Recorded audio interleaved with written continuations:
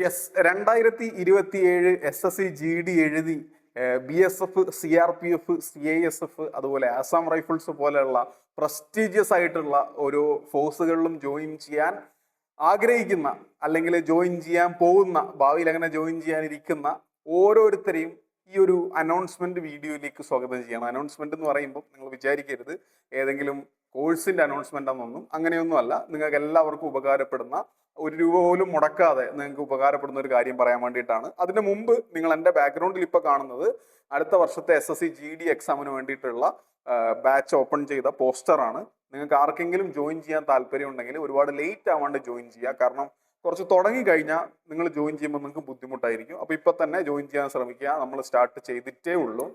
Numbers ഒക്കെ നിങ്ങൾക്ക് സ്ക്രീനിൽ കാണാൻ പറ്റും. ഓക്കെ, ഞാൻ അതൊന്നുമല്ല പറയാൻ വന്നത്. കഴിഞ്ഞ ഒരു വീഡിയോ ചെയ്ത സമയത്ത് പറഞ്ഞിട്ടുണ്ടായിരുന്നു, എല്ലാ വർഷത്തെയും പോലെ ഈ വർഷവും നമുക്ക് എന്ത് ചെയ്യണം, SSC GDക്ക് വേണ്ടിയിട്ട് യൂട്യൂബിൽ ക്ലാസ്സുകൾ ചെയ്യണം.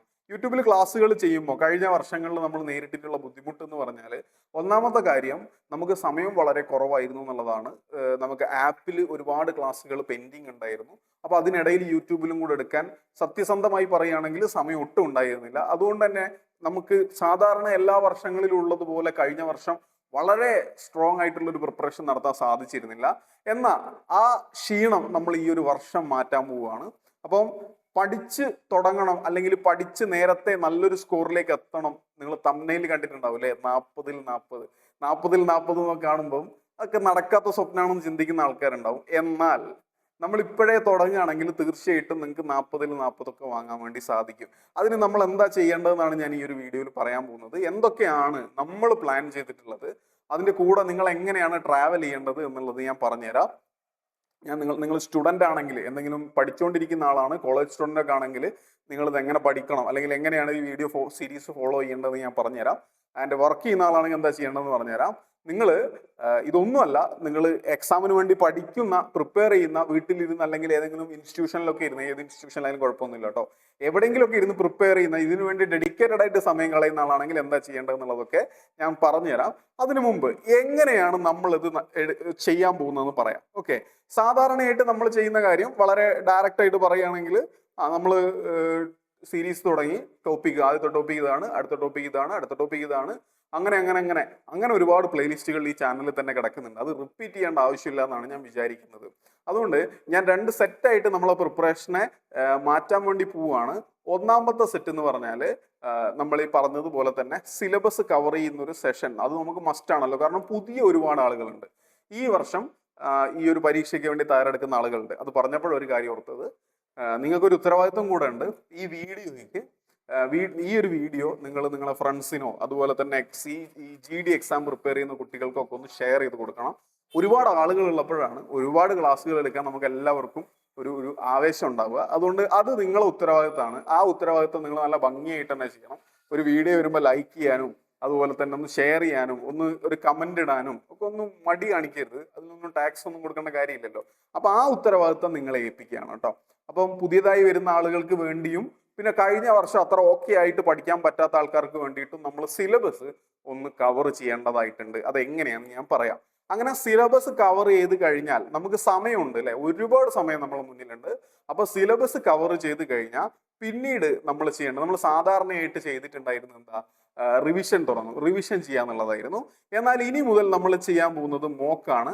നിങ്ങൾ മോക്ക് ചെയ്യല്ല, ഞാൻ മോക്ക് ചെയ്യുക. അതായത് നമ്മൾ വീഡിയോയിൽ തന്നെ, ലൈവിൽ തന്നെ ഇരുന്നിട്ട് എന്ത് ചെയ്യുക, മോക്ക് ടെസ്റ്റുകൾ എഴുതിക്കൊണ്ടേയിരിക്കാം. അപ്പൊ നിങ്ങൾക്ക് എൻ്റെ കൂടെ പാരലലി എന്ത് ചെയ്യാം, മോക്ക് ടെസ്റ്റുകൾ എഴുതിക്കൊണ്ടേയിരിക്കാം. ഈ ഒരു സാധനം ഇത്തവണ വളരെ പ്രധാനപ്പെട്ടതാണ്. നമുക്ക് ഒരുപാട് സെക്ഷണൽ മോക്കുകൾ ചെയ്യാനുണ്ട്. സെക്ഷണൽ മോക്കുകൾ ഇപ്പൊ ഞാൻ ലൈവിൽ വന്ന് സെക്ഷണൽ മോക്കിന്റെ ഓരോ ക്വസ്റ്റ്യൻസ് ആയിട്ട് തരും. സമയമാകുമ്പോൾ ഞാനത് സ്കിപ്പ് ചെയ്യും. സമയമാകുമ്പോൾ ഞാൻ അടുത്ത ക്വസ്റ്റ്യനിലേക്ക് പോകും. സമയമാകുമ്പോൾ ഞാൻ അടുത്ത ക്വസ്റ്റ്യനിലേക്ക് ഇത് പോകും. അപ്പം ലിമിറ്റഡ് ടൈമിനുള്ളിൽ എങ്ങനെ നമുക്ക് കുറെ ക്വസ്റ്റ്യൻസ് ചെയ്യാൻ പറ്റും എന്നുള്ളതാണ് നമ്മൾ അവിടെ ചെക്ക് ചെയ്യേണ്ടത്. അപ്പൊ സിലബസ് ഒക്കെ ഏകദേശം ആയി കഴിഞ്ഞാൽ നമ്മൾ പയ്യെ സെക്ഷണൽ മോക്കുകൾ സ്റ്റാർട്ട് ചെയ്യും. ഇനി സെക്ഷണൽ മോക്കുകളും കൂടെ ആയിക്കഴിഞ്ഞാൽ നമുക്ക് പിന്നെ എന്ത് ചെയ്യാം, ലോങ് വീഡിയോസിലേക്ക് പോവാം. എന്നിട്ടാണ് നമ്മൾ ലോങ് വീഡിയോസിലേക്ക് പോവുക. ലോങ് വീഡിയോസിലേക്ക് പോകാന്ന് പറഞ്ഞാൽ നമുക്ക് കുറച്ചും കൂടെ ഡീറ്റെയിൽ ആയിട്ട് ഹയർ ലെവലിലുള്ള കാര്യങ്ങൾ പഠിക്കാൻ വേണ്ടി പോവാം. ഇവിടെ നിങ്ങൾ പഠിച്ചു തുടങ്ങുന്നതിന് മുന്നേ മനസ്സിലാക്കേണ്ട കാര്യം, നമ്മളെ ഒരു ടോപ്പിക് ഉണ്ടെങ്കിൽ അതിൻ്റെ അകത്തുനിന്ന് നിങ്ങൾ പഠിക്കുന്ന സമയത്ത് ഈസി ക്വസ്റ്റ്യൻസ് വരും. അതുപോലെ തന്നെ ഒരു മീഡിയം ലെവലിലുള്ള, അല്ലെങ്കിൽ ഒരു ഒരു മീഡിയം ഹാർഡ്നെസ് ഉള്ള ക്വസ്റ്റ്യൻസ് വരും. ഇനി അടുത്തതെന്ന് പറഞ്ഞാൽ ഡിഫിക്കൽട്ട് ക്വസ്റ്റ്യൻസ് വരും. ഓക്കെ, അപ്പോൾ ഈസി ക്വസ്റ്റ്യൻ നിങ്ങൾ എനിക്കറിയാം ചെയ്യും. മീഡിയം ക്വസ്റ്റ്യൻസ് ഒന്ന് സമയം എടുത്താണെങ്കിലും ചെയ്യും. ഡിഫിക്കൽട്ട് ക്വസ്റ്റ്യൻസ് ചെയ്യാൻ സമയം എടുക്കും. അതുകൊണ്ട് നിങ്ങൾ ഇതിൽ കൂടുതൽ ടൈം ഇൻവെസ്റ്റ് ചെയ്യും. ഇങ്ങനെ ഇതാണ് പാനിക്. എനിക്ക് ഒരുപാട് ആൾക്കാർ സാർ ഇത് ഡിഫിക്കൽട്ട് ക്വസ്റ്റ്യൻ ആണ്, ഇത് എനിക്ക് സോൾവ് ചെയ്ത് തരണം എന്ന് പറഞ്ഞ് മെസ്സേജ് അയക്കാറുണ്ട്. അപ്പൊ ആ ഒരു സ്ഥലത്താണ് നമ്മൾ ഈ പ്രാവശ്യം ശ്രദ്ധിക്കേണ്ടത്. കാരണം നമ്മളെ മുന്നിൽ 20 ക്വസ്റ്റ്യൻ ഉണ്ടെങ്കിൽ ആ 20 ക്വസ്റ്റ്യനിൽ ഒരു 13-14 എണ്ണം നമുക്ക് ഈസി ആയിരിക്കും. നിങ്ങൾക്ക് ഈസി ആയിട്ട് തോന്നാത്ത എന്താന്ന് വെച്ചാൽ നമ്മളെല്ലാം വൃത്തിയായി കവർ ചെയ്യാത്തത് കൊണ്ടാണ് കേട്ടോ. ഇനി ബാക്കി വരുന്ന ഒരു 4 അല്ലെങ്കിൽ 5 എണ്ണം എന്തായിരിക്കും? മീഡിയം മോഡറേറ്റ് ലെവൽ ആയിരിക്കും. ഇനി അവസാനത്തെ ഒരു 2 എണ്ണം അല്ലെങ്കിൽ 3 എണ്ണമാണ് നമുക്ക് എങ്ങനെ ഉണ്ടാവുക? ഡിഫിക്കൽട്ട് അല്ലെങ്കിൽ ഹാർഡ് ആയിട്ട് ഉണ്ടാവുക. ഇപ്പൊ ഈ 3 എണ്ണത്തിന് വേണ്ടി നിങ്ങൾ സമയം കളയുന്നതിൽ അർത്ഥമില്ല.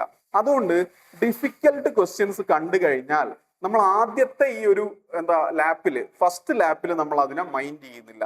നമുക്ക് ഈ 2 ആളുകളെയാണ് കവർ ചെയ്യാനുള്ളത്. ഇത് മനസ്സിലുണ്ടാവണം. നിങ്ങളെ ഈഗോ നിങ്ങളെ എന്ത് ചെയ്യരുത്? ചതിക്കരുത്. ഈഗോ ഇവിടെ സമയം കളഞ്ഞു കഴിഞ്ഞാൽ ഒന്ന് ഇതൊരു വലിയ ക്വസ്റ്റ്യൻ ആണ്, സോൾവ് ചെയ്യാൻ പറ്റുന്നില്ല എന്ന് കാണുമ്പോൾ മാനസികമായി നമ്മൾ തളർന്നു. ഇപ്പം നമ്മളൊക്കെ യൂട്യൂബിൽ ഞാനൊക്കെ ഏതെങ്കിലും ഒരു വീഡിയോ ഒരു ക്വസ്റ്റ്യൻ സോൾവ് ചെയ്ത് കഴിഞ്ഞാൽ എന്നെ കൊണ്ട് ഈ എക്സാം പറ്റൂല എന്ന് പറയുന്ന ഒരുപാട് ആൾക്കാരുണ്ട്. ഞാൻ കഴിഞ്ഞ ദിവസം സെക്ഷണൽ ടൈമർ വരാൻ പോവുകയാണ്, അങ്ങനെ വരാൻ സാധ്യതയുണ്ട് എന്ന് പറഞ്ഞപ്പോൾ ഇനി മുതൽ ഞാൻ എന്നാ GD എക്സാം എഴുതുന്നില്ല എന്ന് പറഞ്ഞ് ഒരുപാട് ആളുകളെ കണ്ടു. എടാ, നിങ്ങൾ ഫൈറ്റ് ചെയ്യേണ്ട ആളുകളാണ്, നമുക്ക് വേണ്ടി മുന്നിൽ നിന്ന് പോരാടേണ്ട ആളുകളും കൂടെയാണ്. അപ്പോൾ എന്തെങ്കിലും പ്രതിസന്ധി വരുമ്പോഴേക്കും ഇട്ടിട്ട് പോകുന്ന ഒരു മൈൻഡ് സെറ്റ് നിങ്ങൾക്ക് ഉണ്ടാവാൻ പാടില്ല. ഇവിടെ അത് തന്നെയാണ്.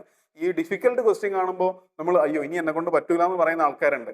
അപ്പോൾ ആദ്യമേ നമ്മളെ ആ ഒരു മെന്റാലിറ്റി ചോർന്നു പോകാണ്ടിരിക്കാൻ, അല്ലെങ്കിൽ ഒരു മെന്റൽ സ്ട്രെങ്ത് ചോർന്നു പോകാണ്ടിരിക്കാനും, അതുപോലെ തന്നെ നമുക്ക് നമ്മളെ ഈഗോ അടിച്ചിട്ട് ഈ ഡിഫിക്കൽട്ട് ക്വസ്റ്റ്യനിൽ ഒരുപാട് സമയം കളയാതിരിക്കാനും വേണ്ടിയിട്ടാണ് ഞാൻ ഈ ഡിഫിക്കൽട്ട് എന്ന് പറയുന്ന പാർട്ടിനെ ആദ്യം ഒഴിവാക്കുന്നത്. അതിന് നമ്മൾ അവസാനം മാത്രമേ എന്ത് ചെയ്യുള്ളൂ? ഡീൽ ചെയ്യുള്ളൂ. ഇങ്ങനെയാണ് ഓവറോൾ നമ്മൾ മുന്നോട്ട് പോകുന്നത് മാത്സിന്റെ കേസിൽ. ഇനി മാത്സിന്റെ കേസിൽ നമ്മളെ എയിം എന്താന്ന് നിങ്ങൾക്ക് അറിയാമോ? നിങ്ങൾ തംബ്നെയിലിൽ കണ്ടതുപോലെ തന്നെ 40 മാർക്കിൽ 40 മാർക്കും വാങ്ങാന്നുള്ളത് തന്നെയാണ്. ആൻഡ് അതിൽ ചില ചോദ്യങ്ങൾ നിങ്ങൾ ചെയ്യാതെ എഴുതാതെ അല്ലെങ്കിൽ കാൽക്കുലേറ്റ് ചെയ്യാതെ ചിലപ്പോൾ ആ ടോപ്പിക്കിലുള്ള ഒരു കാര്യം പോലും ചെയ്യാതെ നമുക്ക് ആൻസർ ചെയ്യാൻ പറ്റണം. അപ്പൊ ഫ്രീ ആയിട്ട് ഒരു ഷിഫ്റ്റ് ഉണ്ടെങ്കിൽ, നിങ്ങൾ ഏത് ഷിഫ്റ്റ് എഴുതുന്ന ആളാണെങ്കിലും നിങ്ങൾക്ക് ഫ്രീ ആയിട്ട് ഒരു 3 ക്വസ്റ്റ്യൻ എഴുതാൻ പറ്റണം. അതായത് പെൻ എടുക്കാതെ ഒരു 3 ക്വസ്റ്റ്യൻ മിനിമം എഴുതാൻ പറ്റണം. ആ ലെവലിലേക്കാണ് നമുക്ക് പഠിച്ചു പോകേണ്ടത്. ഇത് നിങ്ങൾ ഓർത്തോണം. ശരി, ഇനി ഞാൻ എങ്ങനെയാണ് എടുക്കുന്നുള്ളതെന്ന് പറഞ്ഞുതരാം. നിങ്ങൾക്ക് ഒരു വീക്കിൽ നിങ്ങൾക്ക് 2 or 3 ക്ലാസ്സസ് ആണ് ഉണ്ടാവുക. 2 or 3 ക്ലാസ്സസ്. ഞാൻ അങ്ങനെ വെക്കാനുള്ള കാരണം, ഒന്ന്, നിങ്ങൾ ഒരു തവണ കണ്ട് പഠിക്കണം എന്ന് നിർബന്ധമില്ല. 2-3 തവണയായിട്ട് കണ്ടോ കുഴപ്പമില്ല. ഒരു വീഡിയോ തന്നെ 2-3 തവണ കണ്ട് പഠിച്ചാലും യാതൊരു പ്രശ്നമില്ല. രണ്ടാമത്തെ കാര്യം, നിങ്ങൾ വർക്ക് ചെയ്യുന്ന ആളുകളാണെങ്കിൽ നിങ്ങൾക്ക് എല്ലാ ദിവസവും ഒന്നും പഠിക്കാൻ പറ്റൂല. പിന്നെ എല്ലാ ദിവസവും ഒന്നും ഈ മാത്സ് കണ്ടു കഴിഞ്ഞാൽ മനുഷ്യൻ തലയ്ക്ക് പ്രാന്താവും. അതൊരു സീരിയസ് കാര്യമാണ്. അപ്പൊ അങ്ങനെ നിങ്ങൾ തുടക്കം മുതലേ ഭയങ്കരമായിട്ട് പണിയെടുക്കേണ്ട കാര്യമൊന്നുമില്ല. നമുക്ക് ഭയങ്കര റിലാക്സ്ഡ് ആയിട്ട് എന്ത് ചെയ്താൽ മതി? മുന്നോട്ട് പോയാൽ മതി.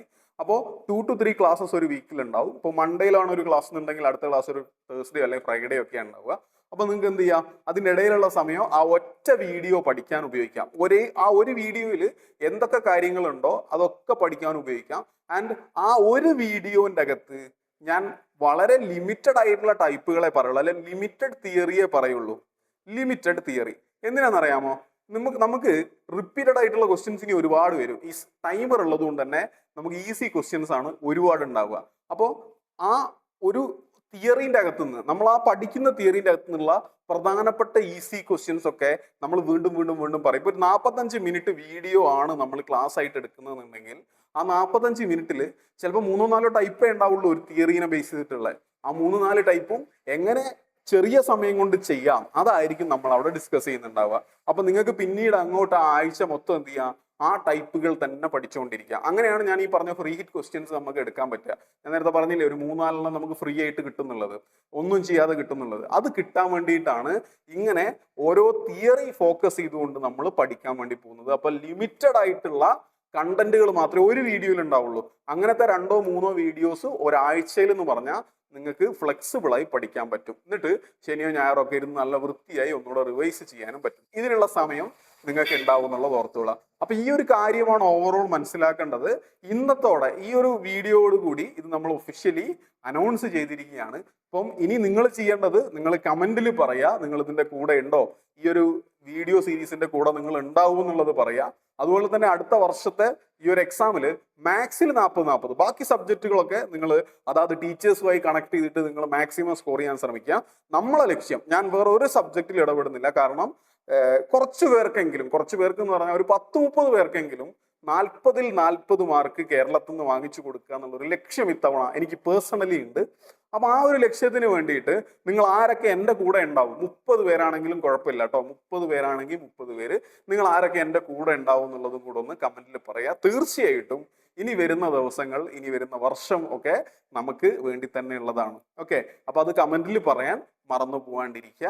ആൻഡ് നിങ്ങൾക്ക് വേറെ എന്തെങ്കിലും കൺസേൺസ് ഉണ്ടെങ്കിൽ നമ്മൾ ഗ്രൂപ്പൊക്കെ സ്റ്റാർട്ട് ചെയ്യും, എനിക്ക് പേഴ്സണലായിട്ട് മെസ്സേജ് അയച്ചാൽ മതി.